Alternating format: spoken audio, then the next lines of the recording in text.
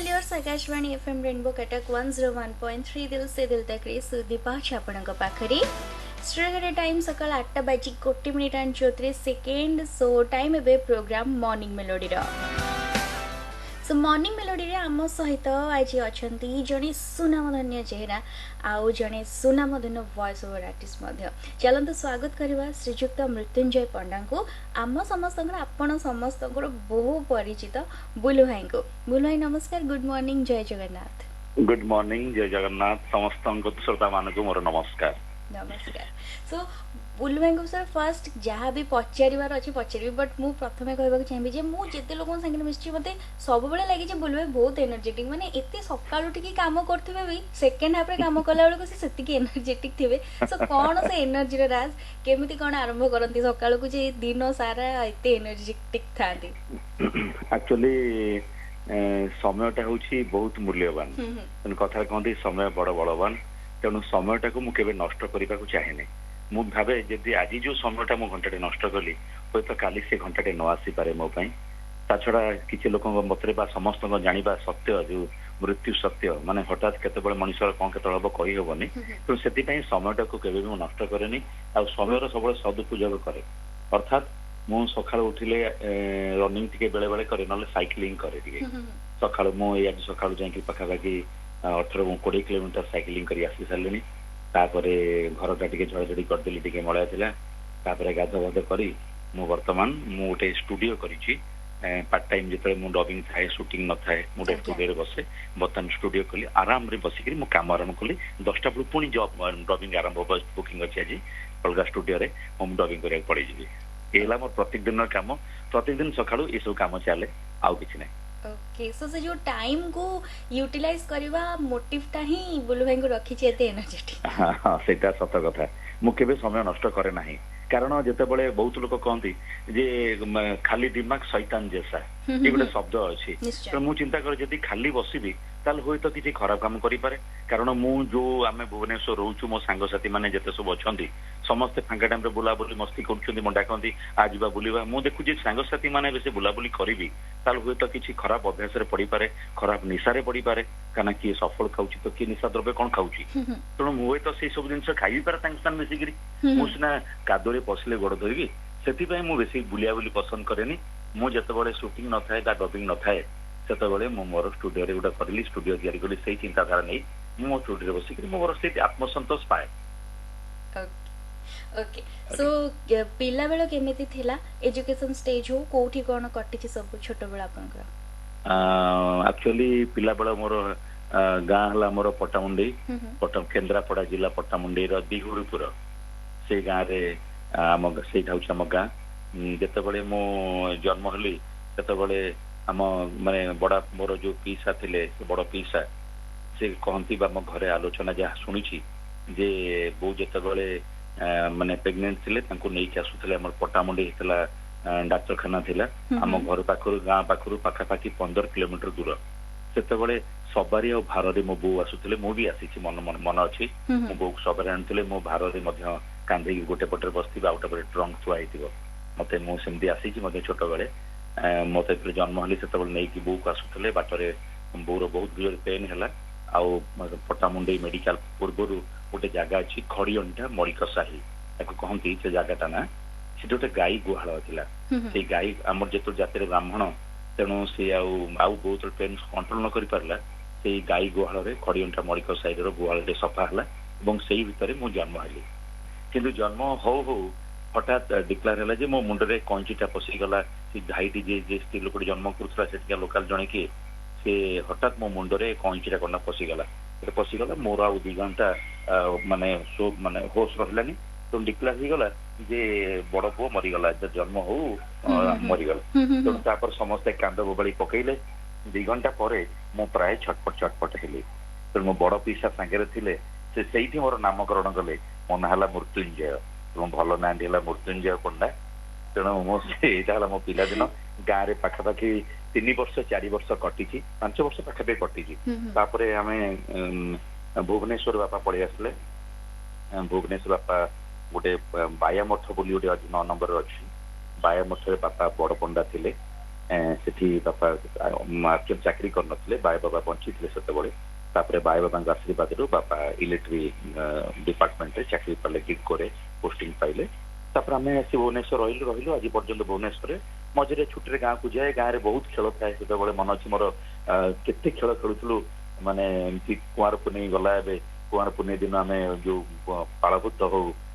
ତାପରେ କବାଡିଠୁ ଆରମ୍ଭ କରି ବହୁତ ଜୋରରେ ଆରମ୍ଭ କରି କେତେ କଣ ଗାଁରେ ଖେଳିଛୁ କିନ୍ତୁ ଆଜି ସେ ଖେଳ ନାହିଁ ଦୁଃଖ ଲାଗେ ବେଳେ ବେଳେ ଗାଁକୁ ଗଲେ ଗାଁ ଫାଙ୍କା ପଡିଛି ପଡିଆ ପଡିଛି ଗାଁରେ ପିଲା ନାହାନ୍ତି ସମସ୍ତେ ବିଦେଶରେ ଚାକିରି କଲେଣି କିଏ ଯାଇ ସୁରାଟରେ ଅଛି କିଏ ଦୁବାଇରେ ଅଛି ଗାଁ ବର୍ତ୍ତମାନ ବୁଢା ବୁଢୀ ମାନେ ବସୁଛନ୍ତି ପିଣ୍ଡା ଉପରେ ଆଉ ସେ ଖେଳ ନାହିଁ ଆଉ ସେ ଗଛ ନାହିଁ ଆଉ ସେ ନାହିଁ ତେଣୁ ପିଲାଦିନ ଗୋଟେ ସ୍ମୃତି ମୋର କହିଲେ ଚଳେ ଆଉ ଦୁଃଖ ଲାଗେ ଏମିତି ଜୀବନରେ କାହାର ନ ଆସୁ ମାନେ ଭଗବାନ ନ କରନ୍ତୁ ପୁଣି ସେଇ ପିଲାଦିନ ସମସ୍ତଙ୍କର ଫେରି ଆସୁ ପିଲା ବେଳ କଥାରୁ ମତେ ମାନେ ସମସ୍ତଙ୍କୁ ମତେ କଣ ସମସ୍ତଙ୍କୁ ଆପଣଙ୍କ ନାଁ ପଛର କାରଣଟା ବି ଜଣା ପଡିଗଲା ମାନେ ପ୍ରକୃତରେ ମାନେ ଏମିତି ମୁଁ ଜେନେରାଲି ପୂର୍ବ ଭାବିଲି ହଁ ମୋରେ ସପୋଜ ନାଁ ପଡିଥିବ ସୋ ହେଇଥିବ ନାଁଟା ବଟ୍ ଷ୍ଟୋରିଟା ଜାଣିକି ବହୁତ ଭଲ ଲାଗିଲା ଭାଇ ଏଇଟା ହଉଛି ନିରାଟ ସତ୍ୟ ମୋ ଲାଇଫ ଜୀବନରେ ତାପରେ ଆଉ ଗୋଟେ ଜିନିଷ ମତେ ବହୁତ ଡାକିଛନ୍ତି ସମସ୍ତେ ଅତିଥି ଭାବରେ ବିଭିନ୍ନ ଚ୍ୟାନେଲରେ ମୁଁ ଯାଇଛି ଭିଜୁଆଲ ମିଡିଆକୁ ମତେ ମୁଁ ଗୋଟେ ଜିନିଷ କହେ ସବୁବେଳେ ମୋ ଲାଇଫରେ ଗୋଟେ ଯୋଡା ମାନେ କୁହନ୍ତି ଜନ୍ମରୁ ଯାହା ନଇକି ବାଳୁତ କାଳେ ତାହା କିଏ ହେଇବ ପାଚିଲା ବେଳେ ଏଇ ଯୋଉ ଶବ୍ଦଟି ଅଛି ଏଇ ଗୋଟେ ମୋ ଜୀବନ ସହିତ ସଂଶ୍ଳିଷ୍ଟ ତା ଅର୍ଥ ମୁଁ ଗାଈ ଗୁହାଳରେ ଜନ୍ମ ହେଇଥିଲି ବୋଲି ମୁଁ ଆଜି ପର୍ଯ୍ୟନ୍ତ ମାନେ ଟିଲ୍ ନାଓ ଆଜି ପର୍ଯ୍ୟନ୍ତ ମୁଁ ଗାଈ ମାନଙ୍କ ଉପରେ ପ୍ରୋଗ୍ରାମ କରି ଆସୁଛି ଅର୍ଥାତ୍ ମୁଁ ଗୋଟେ ଛୋଟ ଏନଜିଓଟେ କରିଛି ସାଂସ୍କୃତିକ ଏନଜିଓ କଲଚରାଲ ଏନଜିଓ କରିଛି ସେ ଏନଜିଓ ବେସିସରେ ମୁଁ ଗଭର୍ଣ୍ଣମେଣ୍ଟର ବିଭିନ୍ନ କାର୍ଯ୍ୟକ୍ରମକୁ ଆପ୍ଲାଏ କରେ ମତେ ଆନିମାଲ ହଜବାଣ୍ଡରୀ ଯୋଉ କଟକରେ ଅଛି ଆମର ରାଣୀହାଟ ପାଖରେ ଅଛି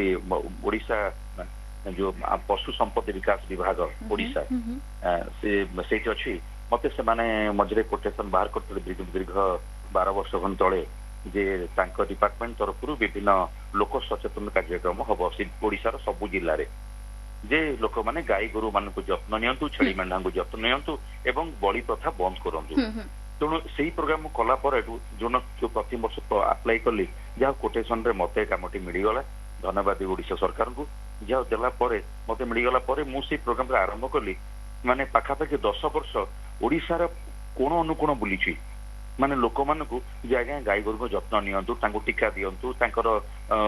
ଇନ୍ସୁରାନ୍ସ କରନ୍ତୁ ବିଭିନ୍ନ ପ୍ରକାର ବାର୍ତ୍ତା ଗଭର୍ଣ୍ଣମେଣ୍ଟର ବାର୍ତ୍ତା ନେଇକିରି ଆଜି ପର୍ଯ୍ୟନ୍ତ ମୋ ପିଛା ଛାଡୁନାହାନ୍ତି ଗାଈ ଗୋରୁ ତେଣୁ ମୁଁ ଭାବେ ଯେ ଯାହା ଗୋପାଳନ ଗୋ ସମ୍ପଦ ବିଭାଗ ମୋ ଜନ୍ମ ରହସ୍ୟ ବୋଧେ ଜାଣିଦେଲା କିମ୍ବା ଏଇଟା ବୋଧେ ଭଗବାନ ମତେ ଗୋଟେ ସୂତାରେ ବାନ୍ଧି ଦେଇଛନ୍ତି ମୁଁ ଆଜି ପର୍ଯ୍ୟନ୍ତ ବି ସେଇ ଡିପାର୍ଟମେଣ୍ଟ ଦେଖିଲେ ଆଜି ବି ଆଉ ସେଇ ଗୋଟେ ବର୍ଷ ମୁଁ କରିପାରିନି ଆମର ଏଇ ପ୍ରୋଗ୍ରାମ ପାଇଁ ଟିକେ କିନ୍ତୁ ମତେ ସେ ଡିପାର୍ଟମେଣ୍ଟ ଦେଖିଲେ ବୁଲାଅ ପଣ୍ଡାବାବୁ କେମିତି ଅଛନ୍ତି ଭଲ ଅଛନ୍ତି ଆଉ ପ୍ରୋଗ୍ରାମ କରିବାନି ମୁଁ କହିଲି ସାର୍ ରେଡି ଚାଲନ୍ତୁ ଏବଂ ନୟାଗଡ଼ରେ ମଧ୍ୟ ମତେ ଜୀବବନ୍ଧୁ ପୁରସ୍କାରରେ ନୟାଗଡ଼ କଲେକ୍ଟର ଆଉ ଯେତେବେଳେ ଆମ ପ୍ରତାପ ଜେନା ଥିଲେ ମିନିଷ୍ଟର ଥିଲେ ଏଜୁକେସନ ମିନିଷ୍ଟର ସେତେବେଳେ ମତେ ସବୁ ମାନେ ପୁରସ୍କୃତ କରିଥିଲେ ଜାନୁଆରୀ 26 ବେଳେ ନୟାଗଡ଼ରେ ଯେ ଜୀବବନ୍ଧୁ ଜୀବ ମାନଙ୍କ ପାଇଁ ମୁଁ କାମ କରୁଛୁ ବୋଲି ତେଣୁ ଏମିତି ଆଉ ତେଣୁ ମୋ ଲାଇଫଟା ସେ ପଶୁ ମାନଙ୍କ ଭିତରେ ରହିଯାଇଛି ଆରମ୍ଭ ହେଇଛି ଆଉ ଏବେ ଯାଇ ଚାଲିଛି ଆଣ୍ଡ ଆଇ ହୋପ ଏମିତି ଚାଲିଥାଉ ବହୁତ ଭଲ ଜିନିଷ ଯୋଉଟା ତେବେ ବର୍ତ୍ତମାନ ଆସିବା ଲାଇନ କୁ ପ୍ରଫେସନ କୁ ଏଇ ଏଣ୍ଟରଟେନମେଣ୍ଟ ଲାଇନ କୁ ଆସିବା କଣ ଏମ ଥିଲା ନା ନଥିଲା ସଡନ ହେଇଗଲା ନାଇଁ ଆକ୍ଚୁଆଲି ମୁଁ ପ୍ରଥମେ ଡ୍ୟାନ୍ସ ଶିଖିଲି ତାହେଲେ ମୁଁ ସ୍କୁଲରେ ପାଠ ପଢୁଥିଲି ମୁଁ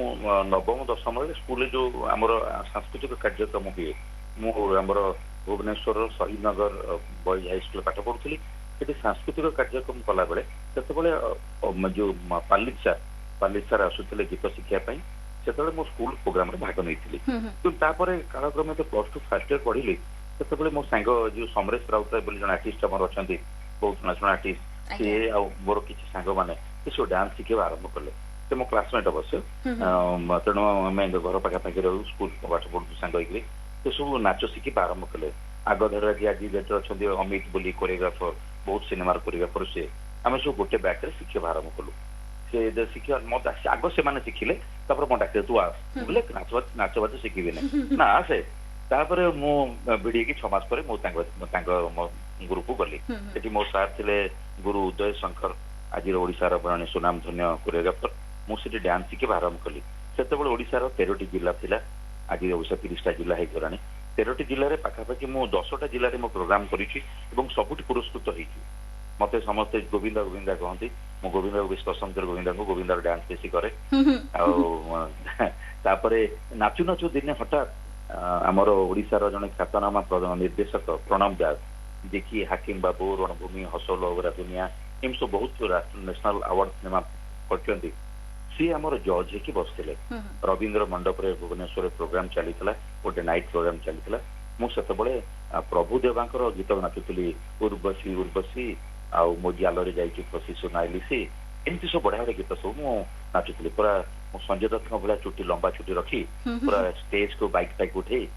बहुत रंगीन रंगीला नाचुली से मत हठात देखिले मन अच्छे गोटे 1997 1997 मसीह से मत कहले तमे मोर सीरियल रो हीरो हबो जो प्रोग्राम सरला आ मत टिके कांटेक्ट करिवो घरे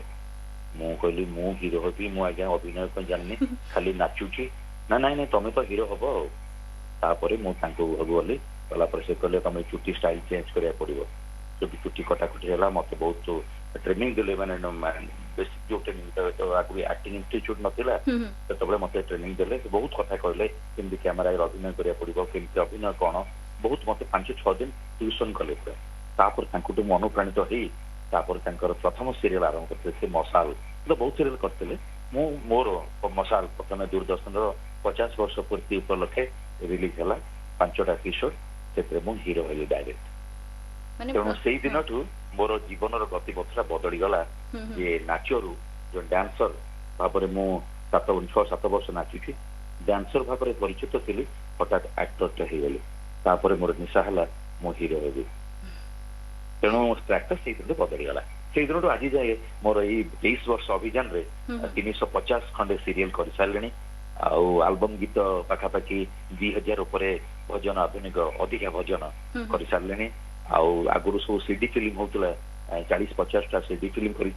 गवर्नमेंट जो आर्ट दिया हुए गवर्नमेंट सब ओडिशा सरकार एडवर्टाइजमेंट हुए 20 मिनिटिया 25 मिनिटिया विभिन्न सब क्षुद्र मानने चलचित्र हुए पाखापाखि 200-300 खंडे क्षुद्र चलचित्र मु अभिनेता भाव में काम करमती मोर गति चलती आ भितर मोर डबिंग कैरियर बसीगला आमर जने थिले सार डबिंग करथिले प्रथम आगुरु आमे एनालॉग करथुलु अवतार सिंह एबे सब कंप्यूटराइजेशन हो गलानी तो हमर किछि कष्ट होउनी यदि कोडी भूल हैला रिपीट करछु बा सेठी को धरिछु तो आगुरु एनालॉग होउतिला अवतार सिंह को जने डायरेक्टर थिले से सेतबे नैना दास प्रोड्यूसर थिला तार मोर प्रथम आमे एल्बम करथिलु आमे एंट्री करथिलु सेटर कान डाकिले बोलु तमे करबा से डबिंग लागे सा करबी आगुरु दिन करछो ए सीरियल करछो आसी करबा तापरे से डाकिला परे सेतबे जो नुआ नथिला चांस दउथिले परीक्षा डबिंग करबा टिके सेटु डबिंग भीतर पसी गली से दिन पसी गली आज की 15 वर्ष ऊपर हबो पाखापाखि मो डबिंग चली डबिंग रे मु जने आग धाडीर माने डबिंग कलाकार भाव में गणा भी जाए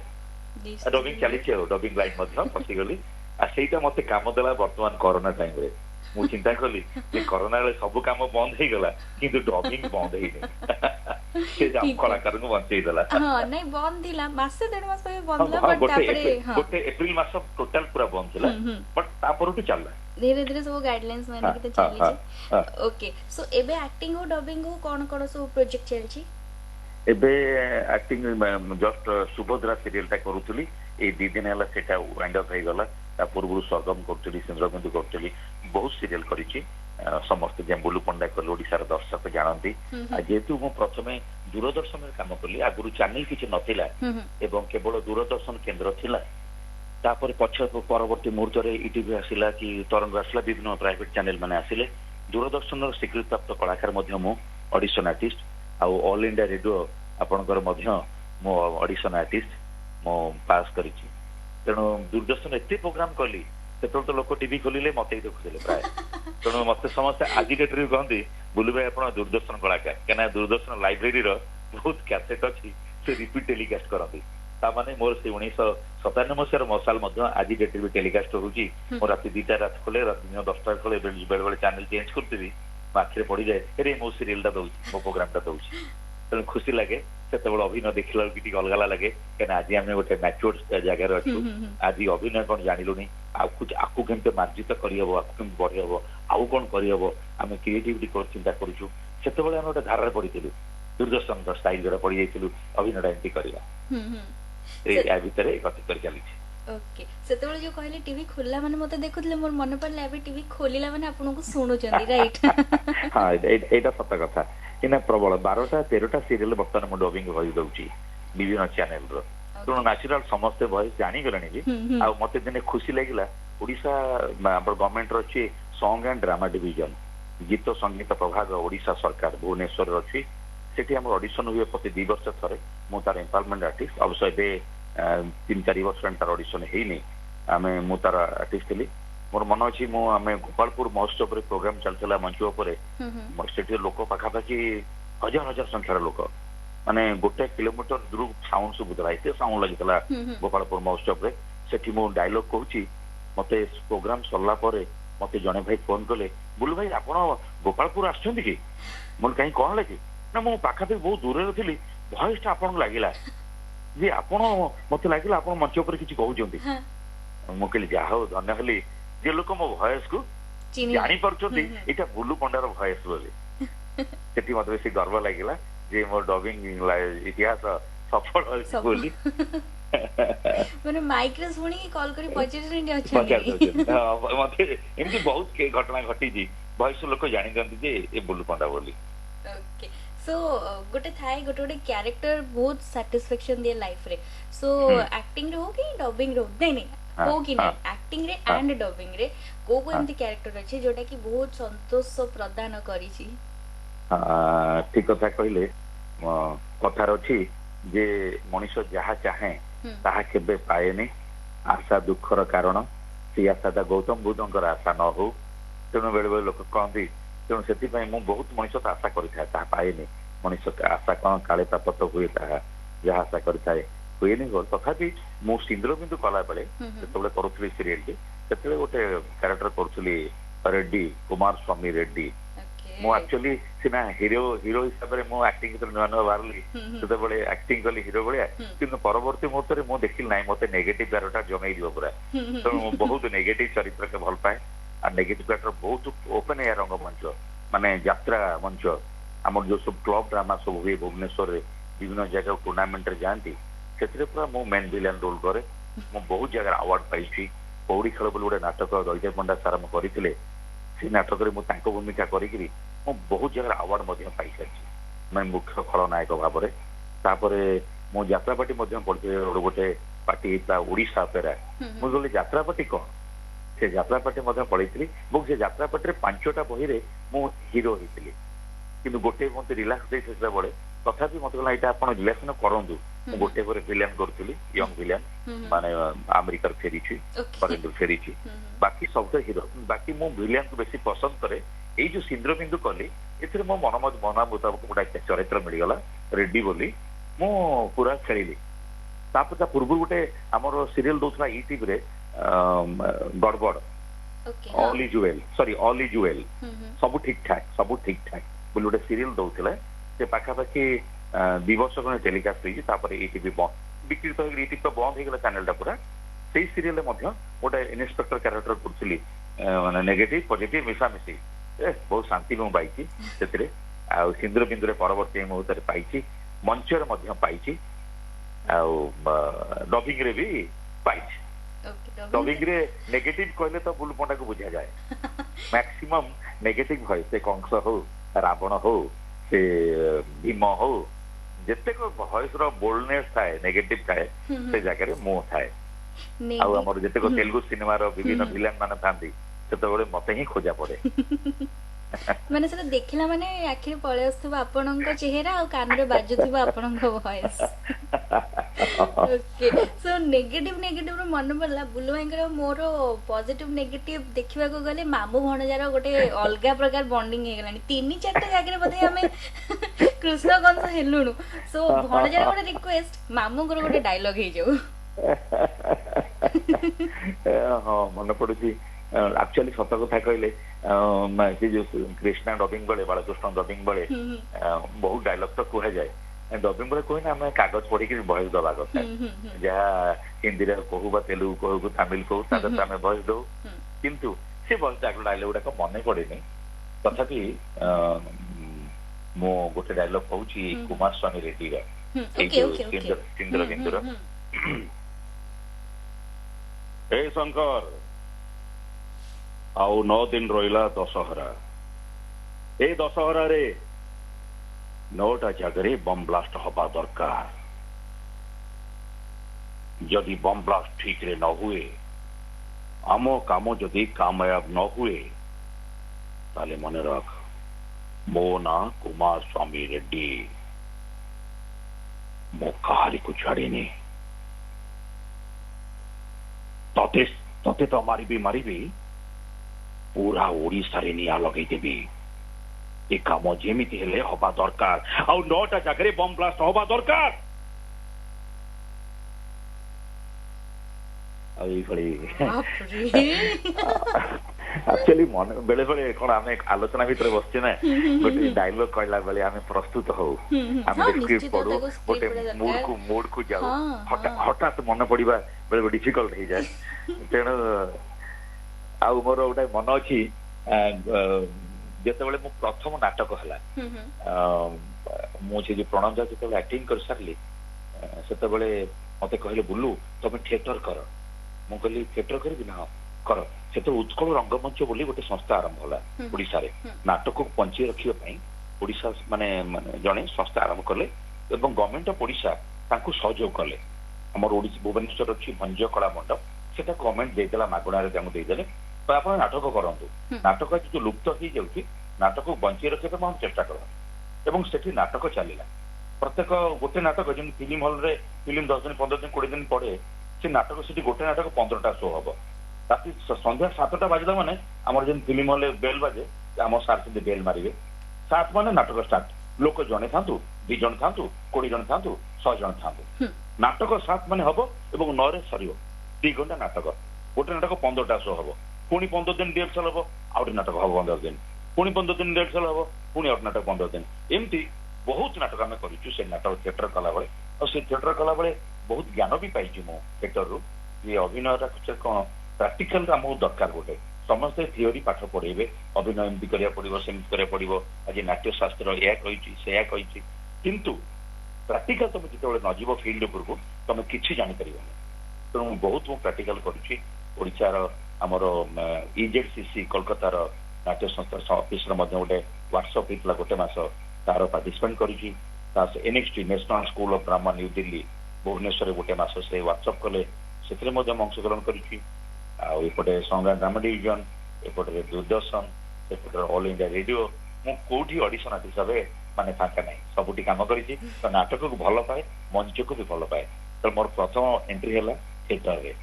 ଥିଏଟରରୁ ଆରମ୍ଭ ହେଲା, ଆଜି ପର୍ଯ୍ୟନ୍ତ ଥିଏଟର ବି ଚାଲିଛି, ତା ସାଙ୍ଗରେ ସିରିଏଲ ବାଜିଛି। କିନ୍ତୁ ଥିଏଟର ଏବେ ଟିକେ କମି ଯାଇଛି, କାରଣ ସମୟ ଟିକେ ମତେ 15 ଦିନ 20 ଦିନ ରିହର୍ସାଲ ପାଇଁ ଦେଇପାରୁନି। ତଥାପି ବର୍ଷରେ ମୁଁ ଗୋଟେ 2ଟା ନାଟକ କରିପାରୁଛି, ଟାଇମ ବାହାର କରୁଛି। ଏ ଯାତ୍ରା ଏମିତି ଚାଲିଥାଉ। ଏବଂ ବର୍ତ୍ତମାନର ଯୋଉ ସମୟ, ମାନେ ଯୋଉ କୋଭିଡ ର ସମୟ ବହୁତ ଜଣଙ୍କୁ ବହୁତ କିଛି ଶିକ୍ଷା ଦେଇଛି, ତେବେ ଆପଣଙ୍କୁ ବି ନିଶ୍ଚୟ ଶିକ୍ଷା ଦେଇଥିବ। ତେବେ ସେଇ ଶିକ୍ଷାରୁ ନେଇକି ଆପଣ ଲୋକମାନଙ୍କୁ କଣ ମେସେଜ ଦେବେ? ଏଇଟା ବେଳେ ବେଳେ ମୁଁ ଭାବେ ଭାରି କଷ୍ଟ ଲାଗେ ଯେ ଚାଇନାରେ ବାହାରିଲା ଏ ଭୂତାଣୁଟି, ଏଇ ଯୋଉ କୋଭିଡଟି ବାହାରିଲା, ବାହାରିକିରି ସେ ଭାଇରସଟା ଆସ୍ତେ ଆସ୍ତେ ବିଶ୍ୱର କୋଣ ଅନୁକୋଣରେ ପହଞ୍ଚିଗଲା। ସେ ଆସିକି ଆମ ଭୁବନେଶ୍ୱରର ଜିଜିବି କଲୋନୀ, ଆମ ଘର ଏଠି ପହଞ୍ଚିଯିବ, ଏ ଇମାଜିନ ବି ମୋର ନଥିଲା। ଭାବେ କେତେ ସର୍କୁଲେଟ ଏତେ ଶୀଘ୍ର ହେଇଗଲା। ତେଣୁ ଯଦି ଏଠି ପହଞ୍ଚିଲା, ତେଣୁ ସରକାର ଯୋଉ ଗାଇଡଲାଇନ ଦେଇଛନ୍ତି ଆମକୁ, ଆକ୍ଚୁଆଲି ସରକାର ଆମର ଭଲ ଚାହୁଁଛନ୍ତି। କାହିଁକିନା ସମସ୍ତେ ଏମିତିକି ଆମର ବହୁତ ମନ୍ତ୍ରୀ ମାନେ ମଧ୍ୟ ଏ କୋଭିଡ ର ସଂସ୍ପର୍ଶରେ ଆସି ଯାଇଛନ୍ତି। ବହୁତ ନାମୀ ଦାମୀ ମଧ୍ୟ ଲୋକମାନେ, ଆମର କଳାକାର ମାନେ ଏଥିରେ ମଧ୍ୟ ମୃତ୍ୟୁବରଣ କରିସାରିଛନ୍ତି। ଦୁଃଖ ଲାଗୁଛି ଆମେ ତାଙ୍କ ପାଖକୁ ଯାଇପାରୁନୁ। ଆମର ଜଣେ ଗୁରୁ ମାନେ ସବୁ ଚାଲି ଯାଇଛନ୍ତି କୋଭିଡରେ, ଆମେ ତାଙ୍କୁ ପାଦ ବି ଛୁଇଁ ପାରିନୁ, ଦୂରରେ ଥାଇ ନମସ୍କାର କରିଛୁ। ଭାରି କଷ୍ଟ ଲାଗେ ଯେତେବେଳେ ନିଜ ଲୋକଟି ଚାଲିଯାଏ ବା ଏ କୋଭିଡରେ। ଏଇଟା ଏତେ ମାରାତ୍ମକ ଜିନିଷ। ତେଣୁ ମୁଁ ଓଡ଼ିଶାର ଯୋଉମାନେ ଯେତେ ଶ୍ରୋତା ମାନେ ଶୁଣୁଛନ୍ତି ମୋ କଥା, ଆଜି ଯୋଉମାନେ ଏ ରେଡିଓ ଚ୍ୟାନେଲ ମାଧ୍ୟମରେ, ମୁଁ ତାଙ୍କୁ ଅନୁରୋଧ କରିବି, ସରକାର ଯାହା କହୁଛନ୍ତି ବା ସରକାର କୁହନ୍ତୁ ବା ନ କୁହନ୍ତୁ, ଆମେ ସଚେତନ ହେଲେ ଦୁନିଆ ସଚେତନ ହେଇପାରିବ। ପ୍ରଥମେ ଆମେ ଆଗ ସଚେତନ ହବା।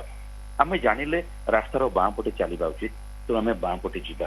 ସରକାର କହିବେ କି ସିଏ କହିବ ଇଏ କହିବ, କାହାର କହିବାକୁ ଅପେକ୍ଷା କରିବାନି। ହଁ, ଆମେ ଅନ୍ୟମାନଙ୍କର ପରାମର୍ଶ ନେଇପାରିବା, ଅନ୍ୟ ମାନଙ୍କର ଉପଦେଶ ଶୁଣିବା ଏଟା ନିହାତି ଦରକାର। ଯଦି ଆମେ କୋଭିଡ ବିଷୟ ଜାଣିନେ ଆମେ ସଚେତନ କେମିତି ହେବା? ଜାଣିଲେ କୋଭିଡ ହେଲା ଦିନଠୁ ଆଜି ପର୍ଯ୍ୟନ୍ତ ପ୍ରତ୍ୟେକ ଦିନ ରେଡିଓରେ, ଟେଲିଭିଜନରେ, ଖବର କାଗଜରେ ପ୍ରତ୍ୟେକ ଦିନ ଏଇ ସଂକ୍ରାନ୍ତର ଖବର ହିଁ ଚାଲିଛି। ଏମିତିକି ଆମ ମୋବାଇଲରେ, ହ୍ୱାଟ୍ସଆପରେ, ଫେସବୁକରେ ପ୍ରତ୍ୟେକ ଦିନ କୋଭିଡର ବିଭିନ୍ନ ପ୍ରକାର ଡ୍ରାମା, ବିଭିନ୍ନ ପ୍ରକାର ବାର୍ତ୍ତା, ମେସେଜ ସବୁ ଚାଲିଛି। ଆମେ କୋଭିଡ କେମିତି ରକ୍ଷା ପାଇବା, ସଂକ୍ରମଣ କେମିତି ବଞ୍ଚିବା, ସେଥିପାଇଁ ଆପଣମାନେ ସମସ୍ତେ ଯେତେ ପାରୁଛନ୍ତି ଏଇ ନିୟମକୁ ମାନନ୍ତୁ। ହାତକୁ ବାରମ୍ବାର ସାବୁନରେ ଧୋଇବା ଦରକାର, ମୁହଁରେ ମାସ୍କ ପିନ୍ଧିବା ଦରକାର, ଯେତେ ପାରୁଛନ୍ତି ସେତେ ବ୍ୟବଧାନ ମଧ୍ୟ ରହିବା ଦରକାର। ଆପଣ ହାଟକୁ ଯାଆନ୍ତୁ, ଯୁଆଡେ ଯାଉଛନ୍ତି ବି। ଆଉ ବେଶୀ ମତେ ଖରାପ ଲାଗେ ଭାଇ ଇଏ ସୁଦୀପା, ଯେତେବେଳେ ମୁଁ ଗୋଟେ ଗଭର୍ଣ୍ଣମେଣ୍ଟର ଆଡ୍ କରିଥିଲି ଏବଂ ସେ ଆଡ୍ଟା ମଧ୍ୟ ଟିଭିରେ ମାସେ କାଳ, 1.5 ମାସ କାଳ ବାଜିଲା, ଯେ ଗୋଟେ ଛୋଟିଆ ଆଡ୍ଟା ଯେ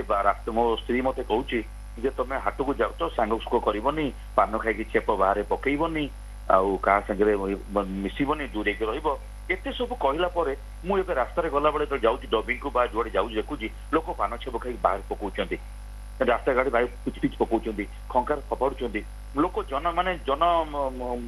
ପରିବେଶ ଜାଗାରେ ଯୋଉଠି ଲୋକମାନେ ଯାତାୟାତ ସେଇଠି ପକଉଛନ୍ତି। ତାବେଳେ ଭାବେ ଆମେ ଏଠି ପ୍ରଚାର କରିକି କଳାକାର ହିସାବରେ ଆମ ପ୍ରଚାର କିଛି ମୂଲ୍ୟ ନାହିଁ, ସରକାରଙ୍କ କଥାରେ କୌଣସି ମୂଲ୍ୟ ନାହିଁ। ଏମାନେ ବୁଝୁନାହାନ୍ତି ନା ଜାଣି ଶୁଣି କେମିତି କରୁଛନ୍ତି, ମତେ ସେଠି କଷ୍ଟ ଲାଗେ। ଆରେ ଏଇଟା ଆମ ଭଲ ପାଇଁ ହଉଛି, କାଲି ସକାଳ ତମେ ବି ସଂକ୍ରମଣ ହବ, ତମ ସ୍ତ୍ରୀ, ତମ ପିଲା ଛୁଆ, ତମ ଭାଇ ମଧ୍ୟ ସଂକ୍ରମଣ ହବ। ତମେ ସଚେତନ କାହିଁକି ହଉନ? এটা তো কারে ক্ষতি ন, তমକୁ তো ক্ষতি କରାଉନି, ଏହା ଦ୍ୱାରା ତମର ପଇସା ପର୍ଯ୍ୟନ୍ତ ପକେଟରୁ ସରିଯାଉନି। ଯଦି ତମେ ନିୟମଟା ମାନିଲେ ତମେ ଭଲ ରହିବ। କାରଣ କଥାରେ ଅଛି ଆଗ ନିଜେ ଭଲ ରୁହ, ତାପରେ ନିଜ ପରିବାରକୁ ଦେଖ, ତାପରେ ତମର ସୋସାଇଟିକୁ ଦେଖ, ତାପରେ ରାଜ୍ୟକୁ ଦେଖ, ତାପରେ ତମ ଦେଶକୁ ଦେଖିବ। ତମେ ତ ଆଗ ନିଜେ ଠିକ ରହୁନ। ତମେ ନିଜେ ରହିଲେ ଯଦି ଆମ ଦେଶର ଉନ୍ନତି ହବ। ଏଠି କଣ ନିଜେ ଠିକ ରହିଲେ ଦେଶ ଠିକ ରହିବ। ତେଣୁ କୋଭିଡ ଏମିତି ଗୋଟେ ଜିନିଷ ଆମେ ସମସ୍ତଙ୍କୁ ବେରୋଜଗାର କରିଦେଲା, ଆମ ସମସ୍ତଙ୍କୁ ରୋଜଗାର ଶୂନ୍ୟ କରିଦେଲା। ଆମେ ସମସ୍ତେ ହତାଶ ହେଇଗଲେ। ଆଜି ବହୁତ ଲୋକ ଭୁବନେଶ୍ୱର ଥିଲେ, ଯୋଉମାନେ ପ୍ରାଇଭେଟ କମ୍ପାନୀ ଚାକିରି କରିଥିଲେ, ସେମାନେ ଘର ଛାଡି ଗାଁକୁ ପଳେଇଲେଣି। ଆଜି ବାହାରୁ ଯୋଉ କମ୍ପାନୀ ଲୋକ ଆସିଥିଲେ ସେମାନେ ସେ ପୁଣି ଭୁବନେଶ୍ୱରରେ। ବର୍ତ୍ତମାନ 5 ମାସ 6 ମାସ ମାର୍ଚ୍ଚ 22 ପାଖରୁ ପରଠୁ ସମସ୍ତଙ୍କ ଜୀବିକା ମାନେ ନାହିଁ ବୋଲି ଚଳେ, ସମସ୍ତେ ଗତି କରୁଛନ୍ତି। ତଥାପି ମଧ୍ୟ ଏ ଜନସମାଜ ବଦଳୁନି। ମୁଁ ହାତ ଯୋଡିକି ନିବେଦନ କରୁଛି, ଅନୁରୋଧ କରୁଛି ସମସ୍ତଙ୍କୁ, ପ୍ଲିଜ ପ୍ଲିଜ ପ୍ଲିଜ ଆପଣ ମାନେ ଏ ନିୟମ, କୋଭିଡର ନିୟମକୁ ମାନନ୍ତୁ, ମାସ୍କ ପିନ୍ଧନ୍ତୁ, ହାତ ବାରମ୍ବାର ଧୁଅନ୍ତୁ, ଆବଶ୍ୟକ ସ୍ଥଳେ ଗ୍ଲୋଭ ପିନ୍ଧନ୍ତୁ, ଆଉ ବ୍ୟବଧାନ ରୁହନ୍ତୁ। ହାଟ ବଜାରକୁ ଯାଉଛନ୍ତି, ପରିବା କରୁଛନ୍ତି, ଆପଣ ଚେଷ୍ଟା କରନ୍ତୁ ଦୂରରେ ରହିବେ। ହୁଏତ ଆପଣଙ୍କୁ ଦେଖି ଆଉ 2 ଜଣ ଶିଖିପାରିବେ। ଏତିକି ମୋର ଅନୁରୋଧ ଓଡ଼ିଶାର ସମସ୍ତ ଶ୍ରୋତା ମାନଙ୍କୁ। ବହୁତ ବହୁତ ଧନ୍ୟବାଦ ଭାଇ, ଆପଣଙ୍କର ଏତେ ମୂଲ୍ୟବାନ ସମୟ ଭିତରେ ଆମକୁ କିଛି ସମୟ ଦେଇଥିବାରୁ ଏବଂ ଆପଣଙ୍କର ଏତେ କଥା ଆମ ପାଖରେ, ଆମକୁ ଶୁଣୁଥିବା ସମସ୍ତଙ୍କ ପାଖରେ ପହଞ୍ଚେଇଥିବାରୁ ଏବଂ ଏତେ ସୁନ୍ଦର ମେସେଜ ଦେଇଥିବାରୁ ବହୁତ ବହୁତ ଧନ୍ୟବାଦ। ଆଜିର ଦିନ ଆପଣଙ୍କ ଅନୁସାରେ ଟାଇମକୁ ଏକଦମ ବଢିଆରେ ୟୁଟିଲାଇଜ କରନ୍ତୁ ଏବଂ ସବୁବେଳେ ସେମିତି ହିଁ ଚାଲିଥାଉ। ବହୁତ ବହୁତ ଧନ୍ୟବାଦ। ଆପଣଙ୍କୁ ମଧ୍ୟ ବହୁତ ବହୁତ ଧନ୍ୟବାଦ। ଓଡ଼ିଶାର ସମସ୍ତ ଶ୍ରୋତା ମାନଙ୍କୁ ବହୁତ ବହୁତ ଧନ୍ୟବାଦ ଯେ ମତେ ଆଜି ଆପଣ ରେଡିଓ ସେଣ୍ଟରକୁ ମାନେ ନିମନ୍ତ୍ରଣ କରିଥିବାରୁ ଏଇ ଆଳାପ ମାଧ୍ୟମରେ ଆପଣଙ୍କୁ ମଧ୍ୟ ଧନ୍ୟବାଦ ଦଉଛି। ସୁଦୀପା ବେସିକାଲି ତମକୁ ମଧ୍ୟ ବହୁତ ବହୁତ ଧନ୍ୟବାଦ। Thank you. ତମର ମଧ୍ୟ ମଙ୍ଗଳ ଜଗନ୍ନାଥ କରନ୍ତୁ, ସମସ୍ତ ଦେଶବାସୀଙ୍କର ଜଗନ୍ନାଥ ମଙ୍ଗଳ କରନ୍ତୁ। ଜୟ ଜଗନ୍ନାଥ, ଜୟ ଜଗନ୍ନାଥ, ଜୟ ଜଗନ୍ନାଥ।